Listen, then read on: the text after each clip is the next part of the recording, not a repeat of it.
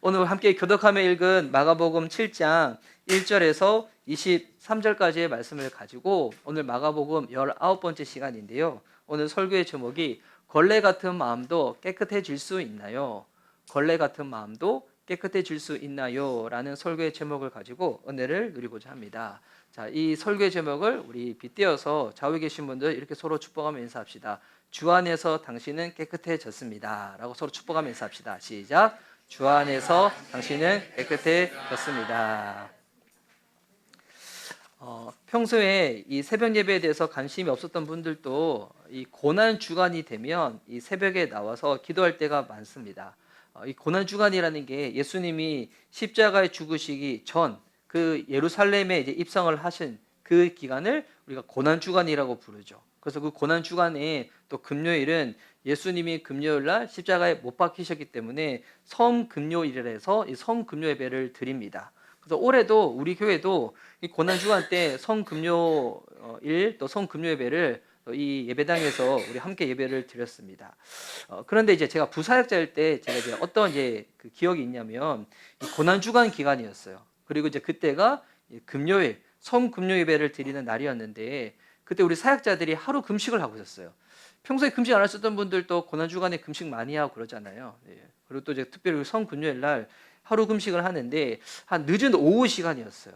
되게 이제 성금요예배 때 제가 이전에 섬겼던 교회는 성도님들이 되게 뜨거웠던 분들이 많아서 미리 와서 기도하고 금식하면서 준비했던 분들이 되게 많았었거든요. 근데 그때 이제 교육자실에 있는데 우리 한 분 전도사님이 그런 얘기를 하는 거예요. 목사님, 우리 성금요일인데 우리 예배 드리기 전에 우리 목욕하고 오죠. 라고 하는 거예요.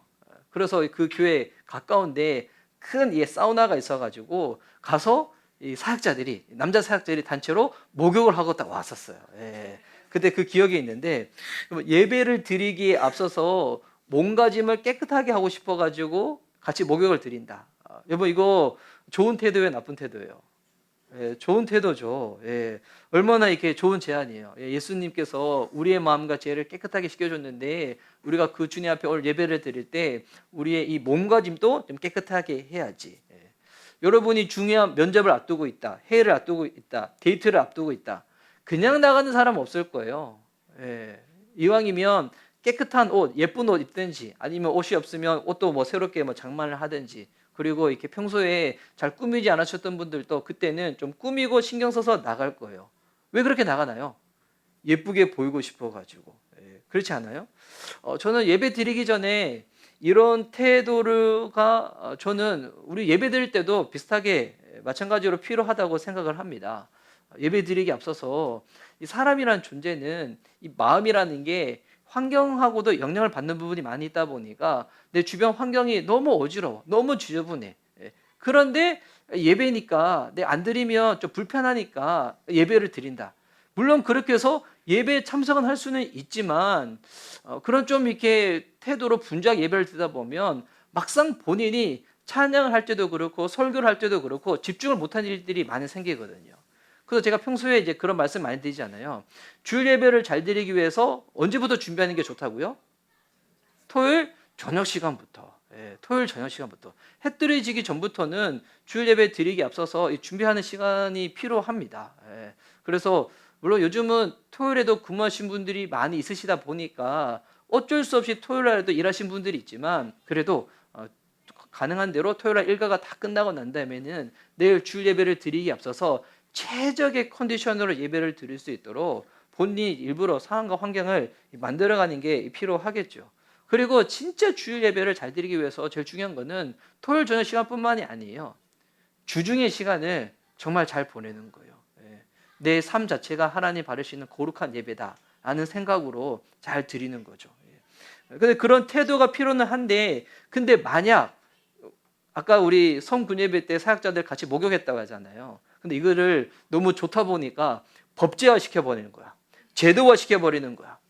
성군예배 드릴 때 앞으로 목욕 안 하면 너는 준비되지 않는 사람이야 라고 해버린다. 이건 어때요? 너무 과한 거죠. 너무 과한 거.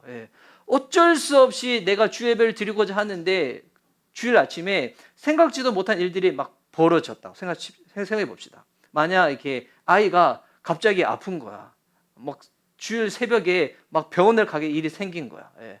그럴 때 막 했더니 막 정신이 없어. 정신이 없고 마음이 혼란하니까 오늘은 이런 마음으로 예배드리기에 너무 찝찝하니까 오늘은 예배 그냥 스킵. 예. 좋은 거예요? 그러지 않겠죠. 예. 우리의 마음이 준비되기 위하여 환경을 준비하는 것도 필요하지만 어떨 때는 이게 너무 앞서가지고 이렇게 해야지만 우리는 예배드릴 수 있어라고 이거를 제도화 시켜버리면, 이거를 하나의 전통으로 만들어버리면 그것 자체도 올무가 돼서 주님 온전히 예배하는 것 가운데 방해되는 게 된다는 거예요. 그래서 이게 균형이 너무 중요한 것 같아요. 균형이. 복음 안에서 너무 율법적으로 가는 것도 문제지만 너무 방임으로 가는 것도 문제고, 늘 하나님 앞에서 우리의 마음이 중심을 잘 찾는 게 중요하죠. 여러분, 우리가 주님 앞에 예배드리며 나아갈 때 우리가 마음이 정결해지고 깨끗해지는 것은 우리의 주변 환경과 내 주변 사람들과 관계로 인해 가지고 내 마음이 깨끗해지는 게 아니잖아요. 우리의 마음을 깨끗게 할 수 있는 유일한 것은 예수님의 보혈밖에 없습니다. 예수님의 보혈만이 저와 여러분의 마음을 정결하고 깨끗하게 만들 수 있다는 거예요. 오늘 이 본문이 말하는 내용이 지금 그것을 찾아가는 내용이거든요. 오늘 어떤 내용이냐면 예루살렘에서부터 올라온 종교 지도자들이 있었습니다. 이 바리새파 사람들, 율법학자들이 예수님께 와서 시비를 거는데, 어떤 시비를 거냐면 왜 당신의 제자들은 우리가 만든 고유한 전통을 지키지 않냐, 이거 시비를 거는 거예요. 이 전통은 뭐냐면 우리가 흔히 생각하는 우리나라의 전통 이런 게 아니에요. 바리새파 사람들이 만든 전통이 있었거든요. 그 전통이 뭔지에 대해서 우리 1절과 2절 말씀에 설명이 나와 있는데 제가 한번 읽을게요. 바리새파 사람들과 예루살렘에서 내려온 율법학자 몇 사람이 예수께로 몰려왔다.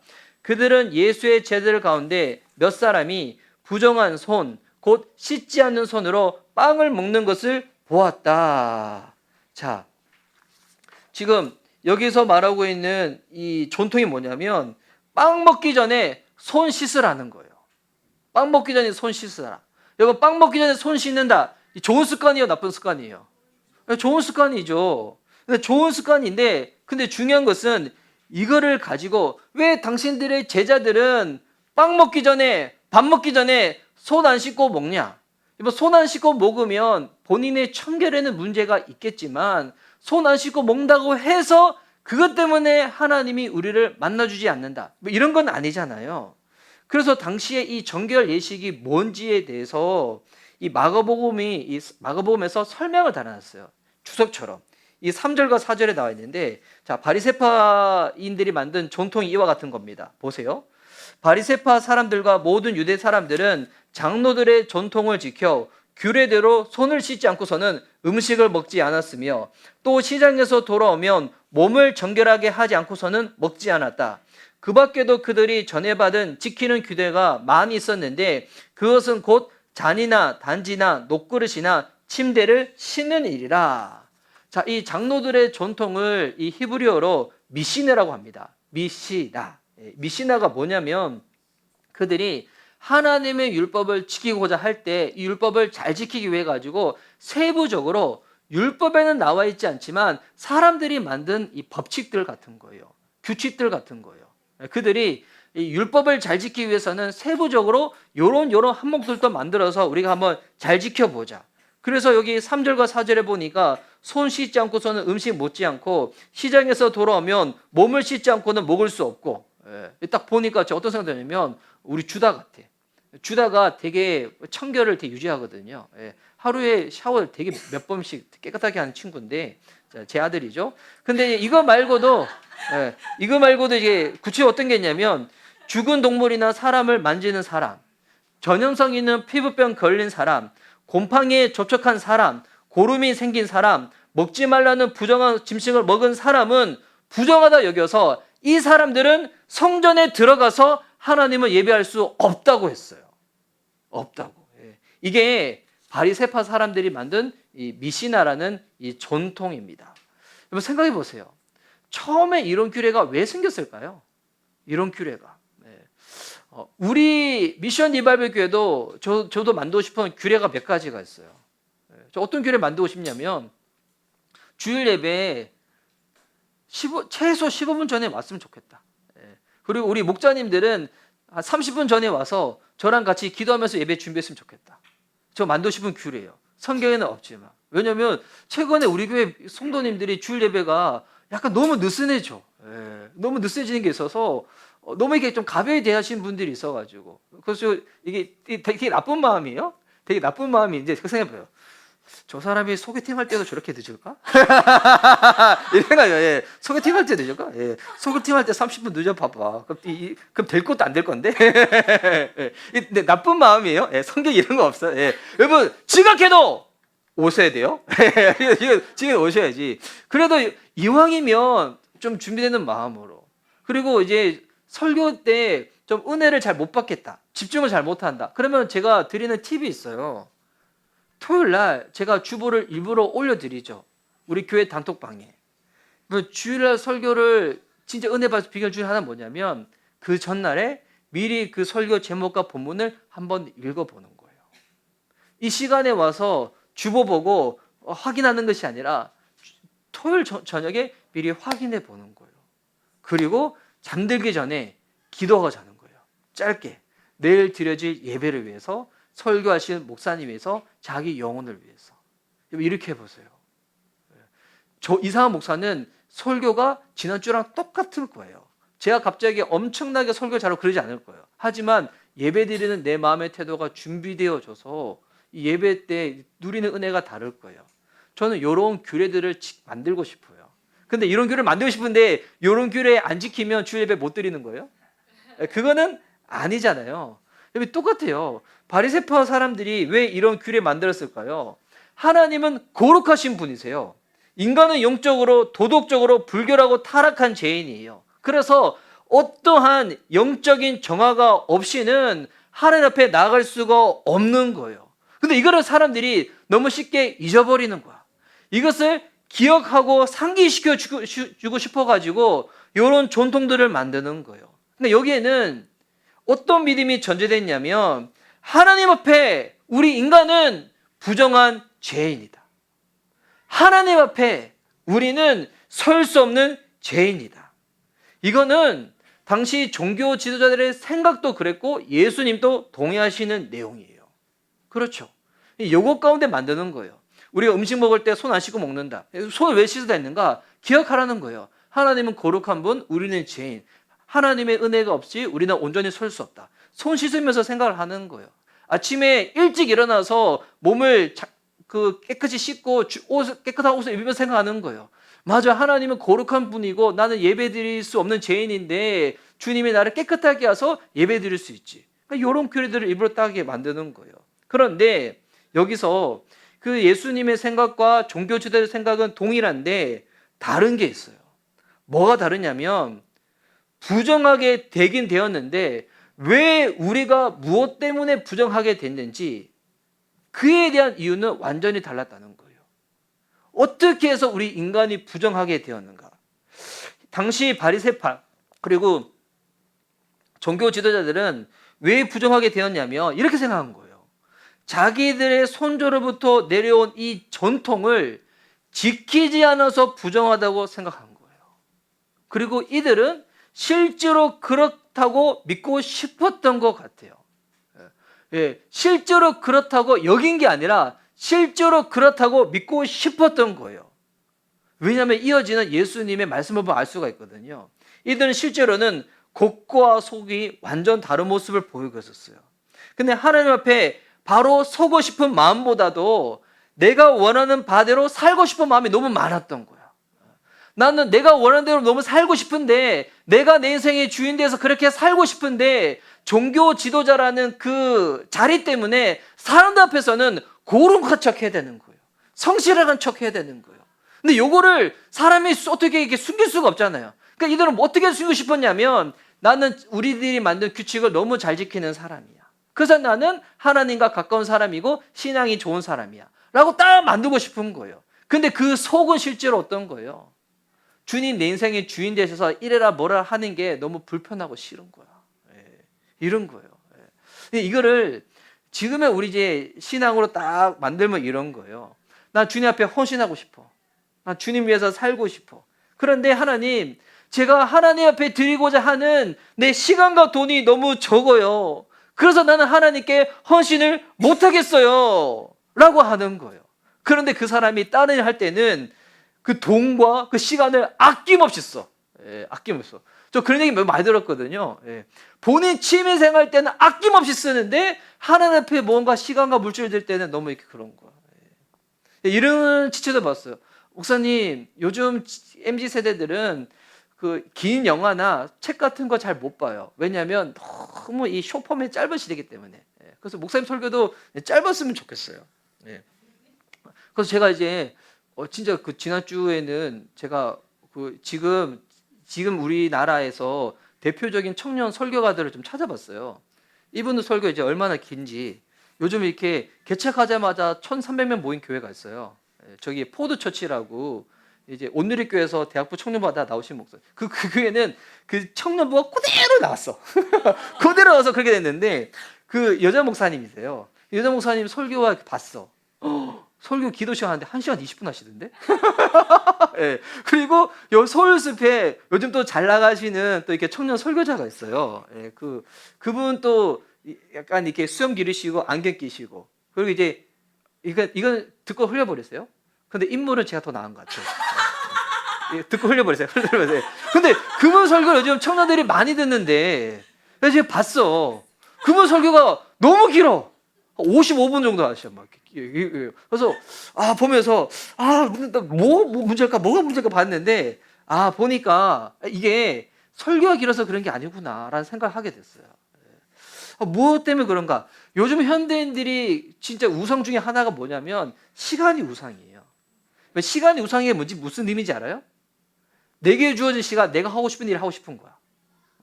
그런데 이 주일날도 내가 하고 싶은 일을 하고 싶은 거야. 그런데 이제 목사님 설교가 길어져 예배가 길어지면 보니까 예배가 길어서 집중을 못하는 게 아니라 나는 지금 예배 빨리 드리고 딴 데 가서 지금 뭔가 하고 싶은데 이게 자꾸 시간이 쫓기는 거야. 그 마음 때문에 그런 거예요. 그런 지체들 포드처치 가서 은혜 받았으면 좋겠어요. 저는 짧게 하도록 노력할게요. 근데 이게 잘 안 돼. 애쓰고 있는데 잘 안 되는 것 같아요. 하여튼 이런 게 너무 많은 거예요. 하나님, 너 주를 위해서 살고 싶은데 나는 재주와 은사가 없어서 봉사 못 하겠어요. 근데 여러분 성경 보면 알아요. 여러분 교회에서 은사 필요하고 또 이런 거 재주도 필요하지만 은사랑 재주가 없어서 못 섬기나요? 아니에요. 은사가 재주 없어도 마음이 있으면 하나님을 섬길 수 있도록 이끌어가 주시고 그리고 예수님을 믿잖아요. 그럼 주님 우리 안에서 내가 지금 발견하지 못해서 그럴 뿐이지 놀라운 은사들을 이미 허락해 주셨다는 거예요. 결국 여러분 지금 제가 무슨 얘기하고 있는지 알아요? 문제는 없어서 못하는 게 아니에요. 환경이 안 봐줘서 못하는 게 아니에요. 외부적인 게 문제가 아니에요. 문제는 마음이 없다는 거예요. 마음이 없다는 거. 정말 마음이 써보세요. 자꾸 이런 얘기해서 죄송하지만 평소에 새벽 예배 안 나가신 분들도 어디 여행 갈 때 할 때는 그 저렴하게 해외여행 가려고 새벽 비행기 타고 가는 걸 내가 본 적이 있어. 왜냐면 새벽에 동남아 가는 게 되게 저렴하거든. 그리고 정말 마음 없는 사람들도 이게 본인이 등산하고 싶지 않아요? 그러면 새벽이라서 등산을 가요. 결국 뭐의 문제예요? 마음의 문제예요. 이 바리새인들과 서기관들은 그래서 정말 본인이 그렇게 하면 전통을 잘 지키면 깨끗해질 수 있어 라고 믿은 것이 아니라 그렇게 겉으로 보이고 싶었던 거예요. 그렇게 연막을 딱 피워가지고 실제적으로는 그 뒤로는 본인들이 하고 싶었던 이익과 욕심을 챙기고 싶었던 거예요. 근데 이거를 예수님이 모르실 일이 없죠. 그 예수님은 만약 진짜 바리새인들이 정말 이게 지식적으로 몰라가지고 이 전통을 지켜야지 우리가 구원받는 거 아니에요? 이걸 정말 몰랐으면 예수님은 그걸 제대로 알려주셨을 거야. 근데 예수님은 그들의 마음이 그게 아니라는 것을 너무 알다 보니까 그들의 위선의 마음을 지적하시는 거예요. 실제적으로 그 감추인 마음을 다 드러내세요. 이게 6절부터 13절까지 쭉 나오거든요. 제가 한번 빨리 읽으면서 한번 해볼게요. 자, 6절과 7절 말씀. 예수께서 그들에게 대답하셨다. 이사야가 너희 같은 위선자들을 두고 적절히 예언하였다. 이렇게 기록되어 있다. 이 백성은 입술로는 나를 공경해도 마음은 내게서 멀리 떠나 있다. 주님 아시는 거예요. 내가 입술로 막 고백하지만 나 알고 있어. 너희들 마음 나한테 없다는 거. 너희들이 실제로 하나님을 찾고 싶은 그 마음은 없다는 거 다 알고 있어. 8절과 9절에도 너희는 하나님의 계명을 버리고 사람의 전통을 지키고 있다. 또 그들에게 말씀하셨다. 너희는 너희의 전통을 지키려고 하나님의 계명을 잘 또 저버린다. 그러니까 자기들의 이 계명 규칙은 잘 지키면서 실제로 뭐는 무시하고 있다는 거예요. 하나님의 말씀은 무시하고 있다는 거예요. 그러니까 율법의 정신이 뭐예요? 하나님 사랑, 이웃 사랑이잖아요. 그러면 이거를 잘 지키지 못한 사람이라도 이 사랑과 이 하나님 이웃 사랑 할 수 있도록 도와줘야 되잖아요. 그런데 이들 규칙을 안 지키면 너희들은 하나님께 벌 받은 사람이야 라고 딱 해버리는 거야. 그러니까 마음과 속이 완전히 다른 거죠. 하나님 말씀을 지키지 않는 거죠. 10절과 12절. 그래서 구체적인 예를 하나 드세요. 와, 주님이 너무 구체적인 예를 드시는데 10절에서 11절 제가 빨리 읽을게요. 모세가 말하기를, 자, 이거는 율법에 나온 내용이에요. 율법에 어떤 게 나있냐면 내 아버지나 내 어머니를 공경하여라. 그렇죠. 여러분, 이거는 부모님 공경하는 것은 율법에 나와 있어요. 여러분, 부모님 공경하시기 바랍니다. 효도하시기 바랍니다. 우리 주와 루아 부모님 공경해 주시기 바래요. 지금처럼 그 마음으로 나를 공경해 주기 바래요. 아주 잘하고 있어요. 우리 주다 아주 잘하고 있어요. 예. 주다 잘하고 있어. 할렐루야. 오늘 주다가 아침에 되게 시원하게 바지를 입었거든요. 시원하게 바지 입어도 되죠. 근데 제가 주다는 그래도 앞에서 찬양을 섬기는 사람이잖아요. 찬양 섬기다 보니까 이거 해변에 갈 때 입을 만한 이 바지를 입었길래, 그래서 제가 바지를 바꿨으면 좋겠다고 얘기했더니 아들이, 여러분 반바지 입어도 주님 우리 예배를 받으십니다. 근데 앞에서 쓰다 보니까 이게 많은 사람들이 보잖아요. 그러면 주다는 진짜 하나님 앞에서 열심히 마음으로 들으면 치지만 우리 그 여학생들이 주다를 보면서 주다 오빠의 갈라진 다리 근육을 보면서 예배에 집중을 못할 수 있는 거예요. 그래서 제가 너의 그 아름다움을 감추어라 한 거예요. 여러분 이거 진짜예요. 진짜 진짜 그 마음을 얘기 나눈 거예요. 예. 그래서 제가 우리 교회 자매들 얼마나 예뻐요. 저 가끔씩 그 얘기 드리죠. 예배 올 때 자매들 예뻐서 밖에서는 이렇게 예쁜 거 입고 있더라도 교회 올 때 튜브탑 같은 건 입으면 안 된다고. 왜냐하면 튜브탑 입고 자매들이 앉아 있잖아요. 그럼 형제들은 무슨 생각인지 알아요? 끈이 없는 게 어떻게 붙어있지? 계속 그 생각하다가 설교에 집중을 못해. 여러분 이거 제가 그냥 한 얘기 아니라 실제로 제가 그런 얘기를 들은 적이 있었어요. 목사님, 저 자매는 저 옷을 입고 왔는데 너무 신기하지 않아요? 중력을 거스르는 것 같아요. 막 이렇게 얘기하면서 예. 그래서 이런 거예요. 그래서 실적인 예를 드는데 어떤 얘기가 있는가? 그래서 부모님 공경하는 거는 율법에도 나와 있는 건데 또 아버지나 어머니를 욕하는 자는 반드시 죽을 것이다. 와, 물론 이런 청소년들 없겠죠. 부모님 욕하면 죽습니다. 네. 그 11절 보세요. 그러나 너희는 말한다. 근데 이렇게 말하는 거예요. 누구든지 아버지나 어머니에게 말하기를 내게서 받으실 것이 고르반이 되었습니다. 이 고르반이 뭐냐면 곧 하나님께 드리는 예물이 되었습니다 하고 말만 하면 그만이라고 말한다. 그러면서 아버지나 어머니에게 그 이상 아무것도 해드리지 못하게 한다. 여러분 이거를 지금식으로 이렇게 이해해 드릴게요. 설명해 드릴게요. 우리 이제 부모님께 용돈 같은 거 드리잖아요. 뭐 명절이나 아니면 생일이나 뭐 특별한 날이 있으면 부모님께 저도 용돈을 드립니다. 명절에 드리는데, 그런데 용돈 드리고 싶은데 보니까 내가 드릴 너무 돈이 없는 거야. 그러면 이런 얘기 하는 거예요. 내가 부모님께 드릴 용돈이 있는데 근데 우리 부모님 아시죠? 내가 먼저 용돈 받으면 11조 드려야 되잖아요. 주정 헌금 해야 되잖아요. 감사 헌금 해야 되잖아요. 헌금 다 하다 보니까 막상 내가 부모님께 드릴 용돈은 없어요. 부모님, 저 하나님 앞에 이렇게 한 거니까 잘 이해해 주세요 라고 하고 퉁치고 넘어가는 거예요. 그런데 실제로 돈이 없어서 부모님께 용돈을 못 드렸는가? 그게 아니라 이렇게 하면서 뭐냐면 실제로 부모님 앞에 공경하고 싶은 그 마음이 없다는 거예요. 만약 진짜 돈이 없어 용돈을 못 드리면 다른 거로 감사 표현해도 되잖아요. 다른 거로 감사 표현하고 다른 거로 섬겨도 되잖아요. 그런데 보니까 이때 그냥 내가 하나님 앞에서 이렇게 했으니까 부모님께 내가 공경 못했습니다. 이번에는 효도 선물 없습니다. 이렇게 퉁치고 넘어가 버리는 거예요. 이러면서 주님이 뭘 지적하는 거예요? 실제로는 너희 마음 안에 부모를 사랑하는 그 마음 없잖아. 부모를 공경하는 그 마음 없잖아. 그런데 네가 하는 그 외적인 걸로 너 감추고 싶은 거잖아. 그렇게 숨기고 싶은 거잖아. 라고 하는 거예요. 주님이 여기 외적인 전통, 규례, 형식이 필요 없다고 말하는 거 아니에요. 이런 거를 지킨다고 해서 우리의 내면의 마음과 이 영적인 정화를 생기는 것이 아니라는 거예요. 그리고 실제로 그 외적인 것을 너무 과하게 강조하는 사람들은 어떤 사람들? 되게 주님 앞에서 이중적이고 위선적인 모습을 많이 보이는 모습이라는 거예요. 지금 예수님이 무슨 말씀을 하냐면 외적인 방법으로는 내면의 문제를 해결할 수가 없다는 거예요. 그래서 예수님이 거의 결론과 같은 말씀을 14절, 15절에 하시거든요. 제가 한번 읽을게요. 예수께서 다시 무리를 가까이 부르시고 그들에게 말씀하셨다. 너희는 모두 내 말을 듣고 깨달아라. 무엇이든지 사람 밖에서 사람 안으로 들어가는 것으로는 그 사람을 더럽히는 것은 아무것도 없다. 사람을 더럽게 하는 것은 외적인 것이 아니라는 거예요. 안에서 나오는 것. 안에서 나오는 것이 사람의 마음을 더럽게 만드는 거라는 겁니다.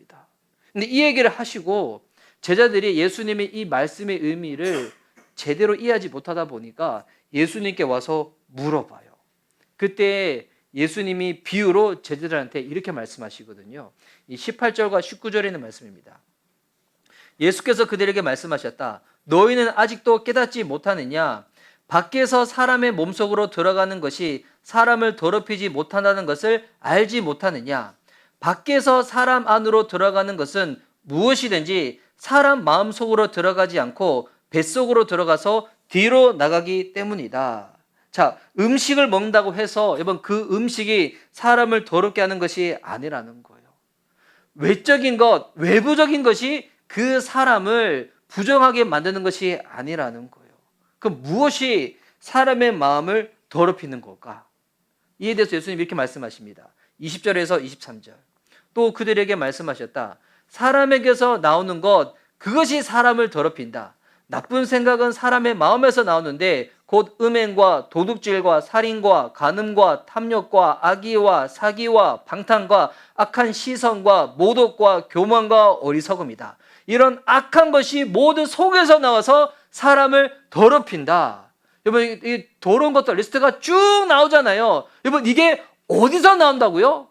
모두 속에서 나온다는 거예요. 사람의 마음에서부터 이 모든 더러운 것들이 나온다는 거예요.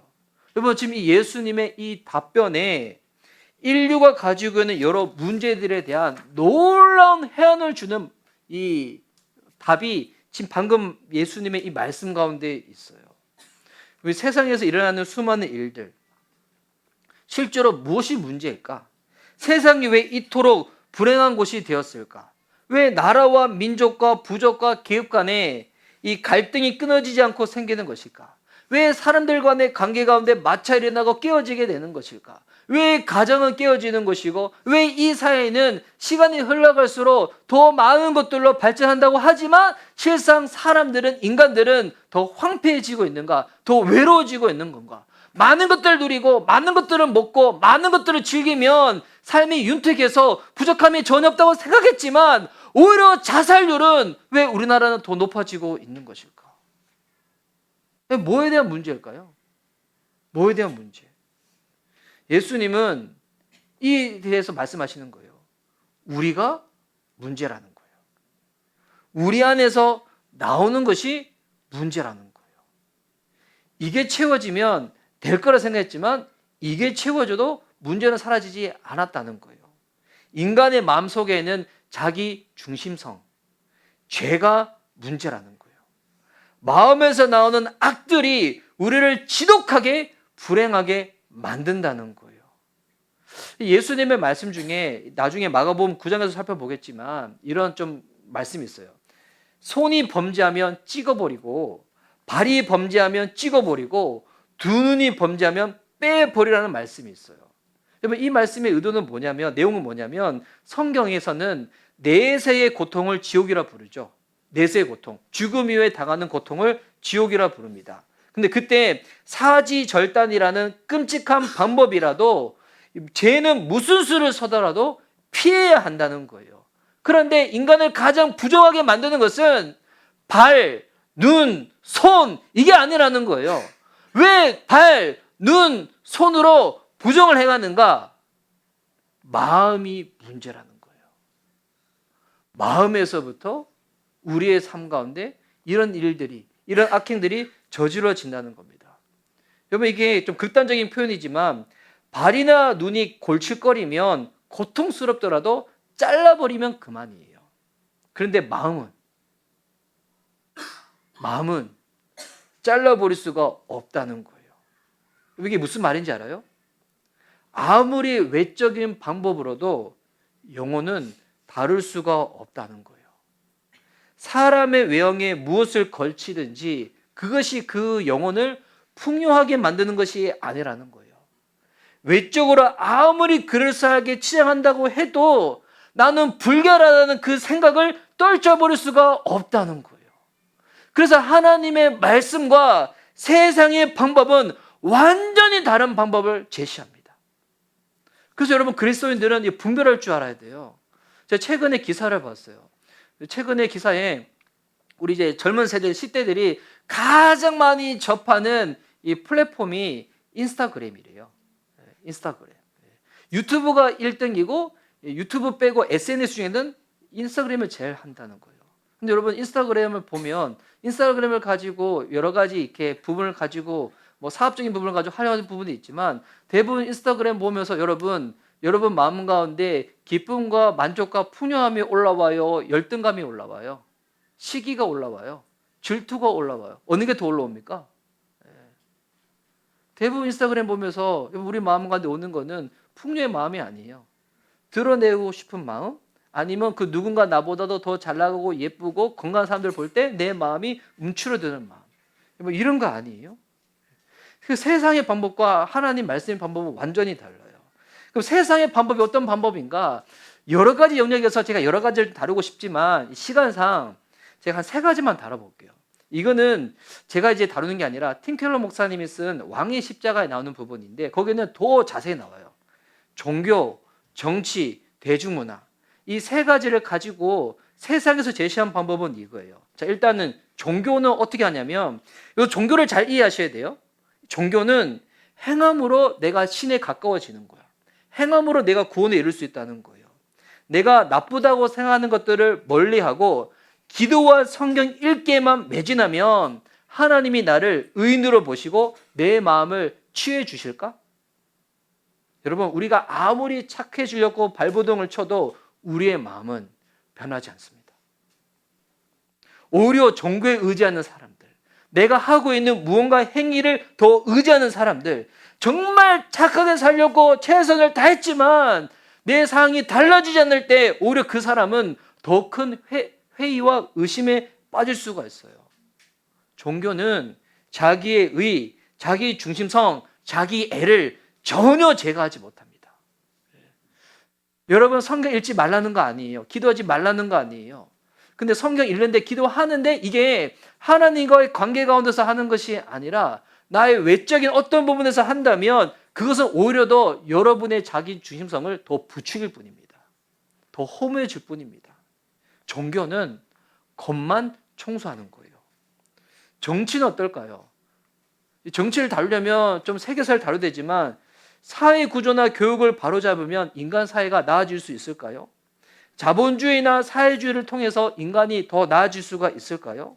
여러분, 이런 사회 구조가 더 개선되고 더 발전돼야 되지만 사회 구조가 바뀐다고 해서 인간의 마음이 변하는 것은 아니라는 거예요.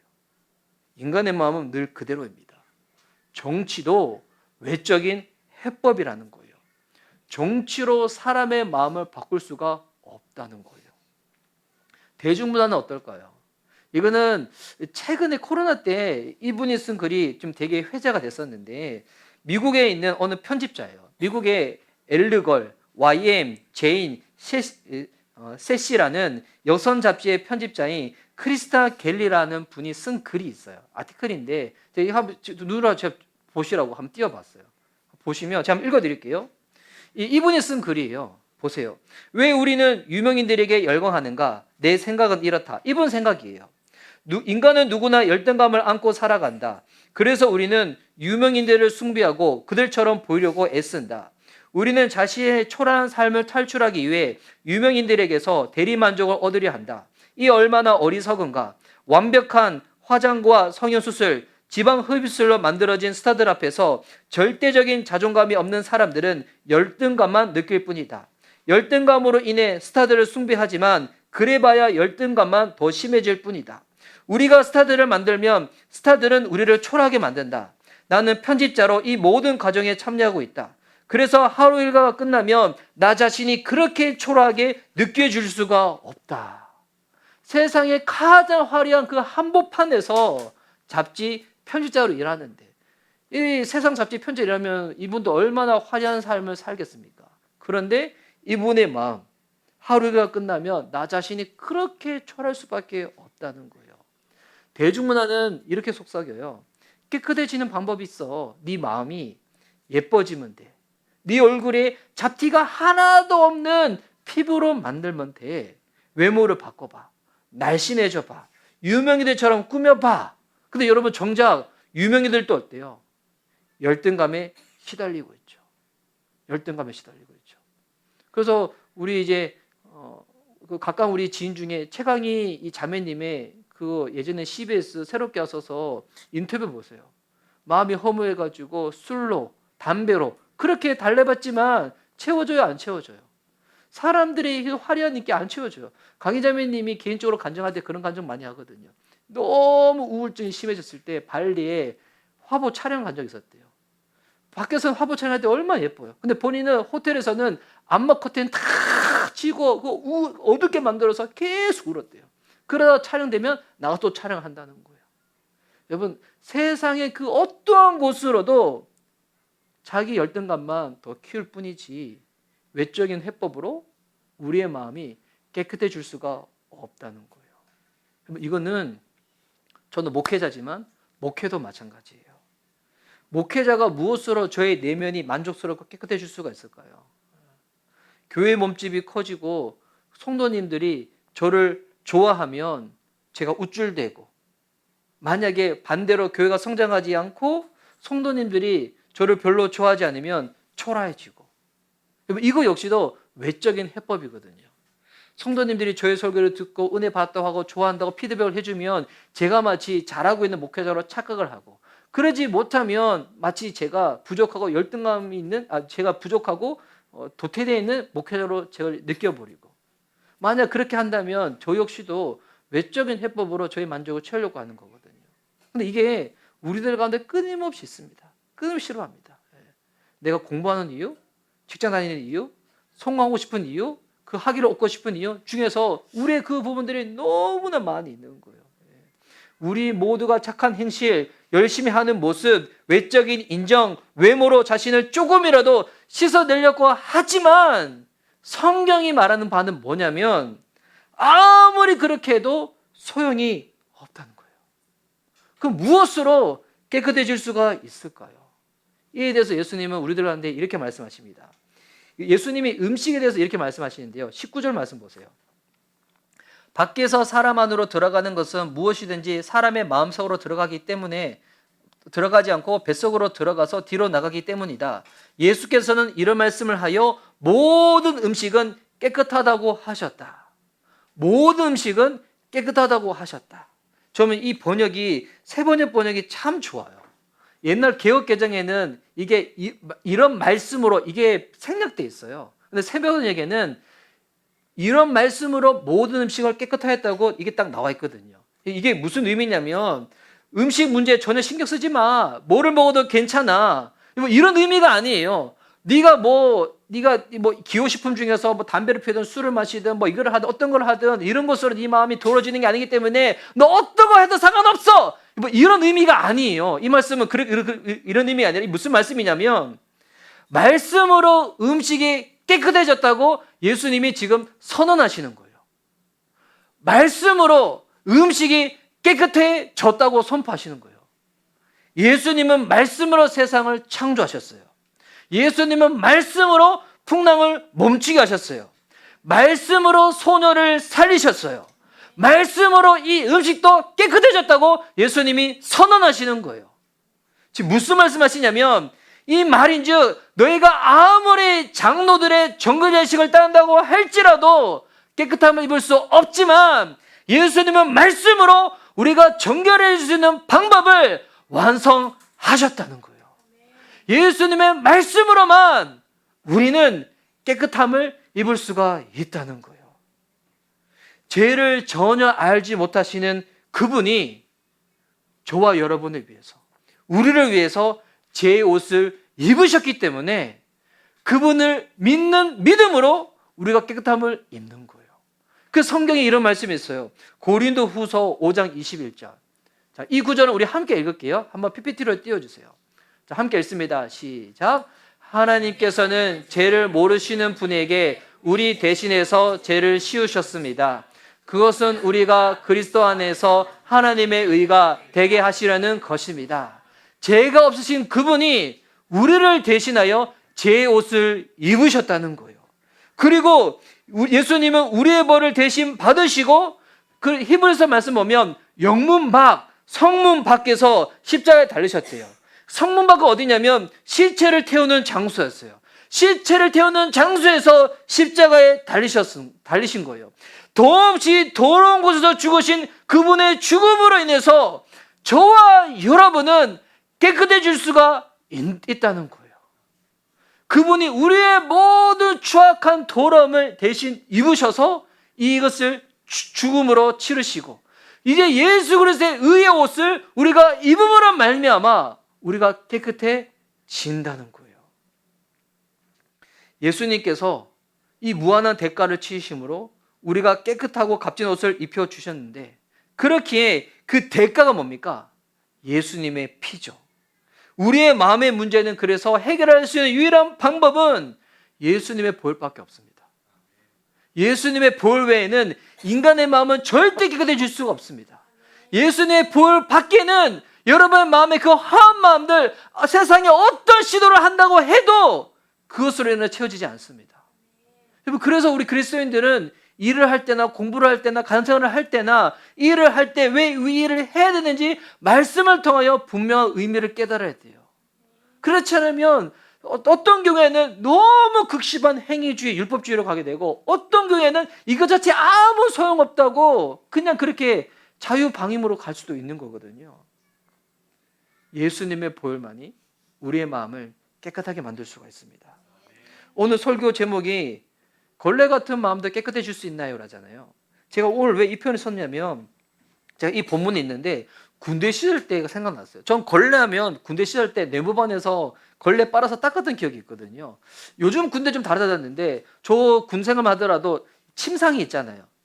침상이 있을 때 닦을 때 저는 걸레를 치약으로 빨았어요. 저희 부대는. 그러지 않았어요? 식기 닦을 때 빨래비누로 닦고 그렇죠. 형군이 왜 우리 식기 닦을 때 빨래비누로 닦아요. 그리고 걸레는 그 치약으로 해가지고 딱 해가지고 그 딱 닦거든요.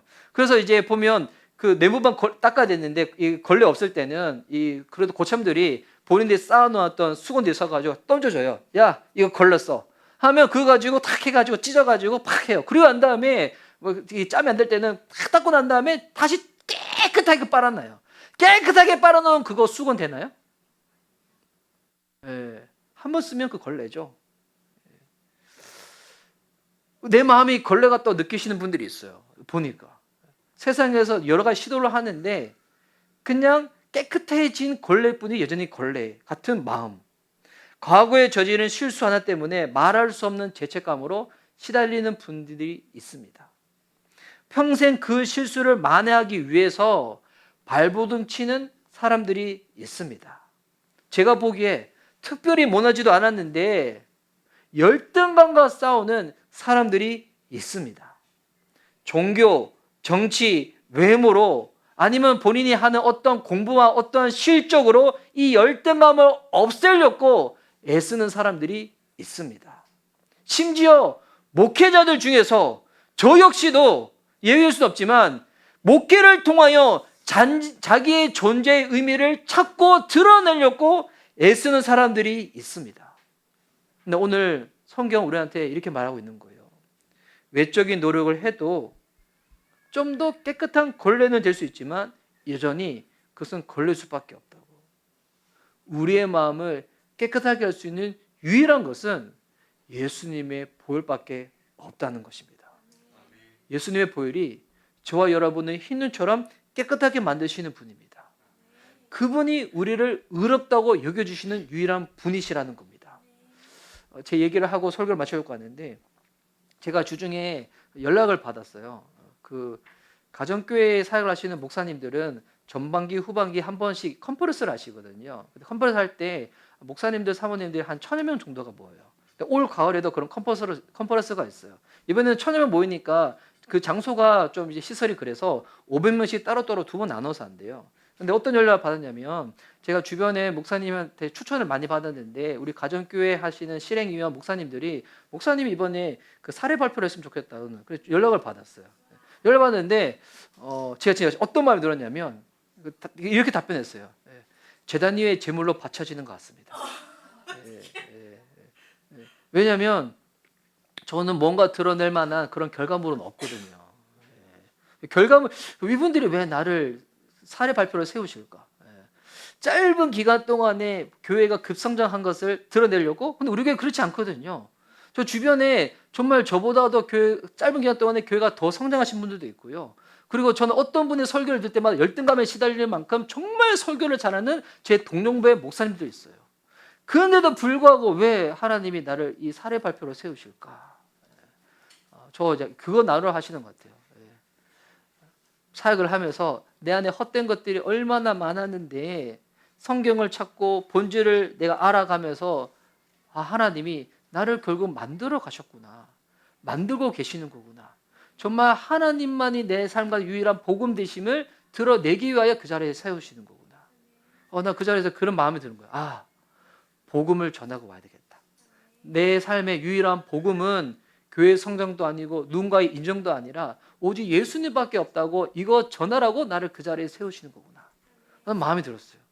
처음에는 그 연락 받았을 때 가을 됐었을 때 우리 교회가 만약에 풍파가 있고 집앞에 더 쪼그라들고 뭐 그러면 어떻게 하지만 생각은 내가 우와 정말 내 안에 이 세상이 있구나. 그래서 날마다 여러분 그리스도인들은 복음을 자기 안에 선포해야 됩니다. 날마다 복음을 붙잡지 아니하면 세상에 수많은 것들 가운데 여러분 다 그렇지 않아요? 저 뻔해 직장생활하면 다 그렇지 않아요? 사회촌생하면 다 그 얘기 듣죠. 무슨 얘기 듣냐면 너 주식하냐? 듣잖아요. 그러면 주식 안 하는데요? 야, 이 직장이 네 인생을 책임 못 져줘. 주식해야지. 재테크해야지. 그러다가 막 더 나가서 야, 너 코인 아냐? 그래서 코인요? 모르는데 야, 지금 이게 짧은 시간에 제일 잘 벌 수 있는 거야. 세상은 늘 그 얘기잖아요. 그거 안 하면 도태되는 것 같고 해외여행 들어가면 도태되는 것 같고 인싸 안 하면 도태되는 것 같고 다 그런 얘기들 뿐이잖아요. 여러분 그때 시간 지나면 다 발견되어집니다. 다 사람들이 마음이 허해서 그래요. 진짜 허해서. 채워지지 않아서 그래요. 사람 물론 열심히 일해야죠. 돈 벌어야죠. 그런데 어느 순간 너무 지나치게 과하게 하는 부분들이 있다. 왜 그런지 알아요? 내 마음이 허해서. 사람들이 나를 인정해 주지 않으면 내가 그 자리에서 내가 높아지지 않으면 누가 알아주지 않으면 내가 안 될 것만 같은 그 마음 때문에. 기억하십시오. 우리들의 치명적인 행위, 실수, 아픔, 상처, 열등감이 여러분 있으시다면 지금 예수님의 발 앞에 내려놓으시기 바랍니다. 그분의 은혜로 우리는 새로워졌습니다. 그분 안에서 우리는 깨끗해졌습니다. 그분의 은혜를 믿음으로 여겨서 당당히 살아갈 수 있는 저와 여러분 되었으면 좋겠습니다. 보혈이 우리를 깨끗하게 합니다. 아멘.